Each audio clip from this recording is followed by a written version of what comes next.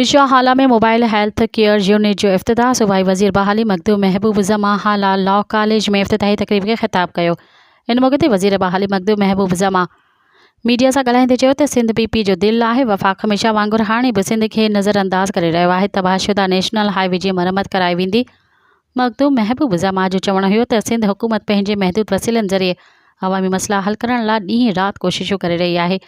हुन चयो त मटियारी ज़िले में ॿी टोल प्लाज़ा जी तामीर खे रोकण लाइ PP जे चेयरमैन बिलावल भुट्टो ज़रदारी सां ॻाल्हि कई आहे। इंशाअल्लाह बहितर नतीजा निकिरंदा। हुन चयो त 27 दिसंबर ते शहीद बेनज़ीर भुट्टो जी वर्सी ते मटियारी ज़िले जा हज़ारे कारकुन शिरकत करे शहीद बेनज़ीर भुट्टो जी मज़ार ते हाज़िरी भरे ख़राज अक़ीदत पेश कंदा।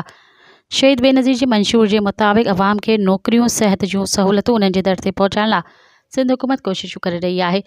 DG rescue Abid Jalaluddin Sheikh, deputy commissioner Matiari Yousuf Sheikh, assistant commissioner Hala Rafiq Burdo, Syed Saif Shah, Musarrat Jafri, P Rao Bhicha, Syed Gada Hussain Shah लतीफ़ी ऐं ॿिया पिण इन मौक़े ते मौजूद हुआ।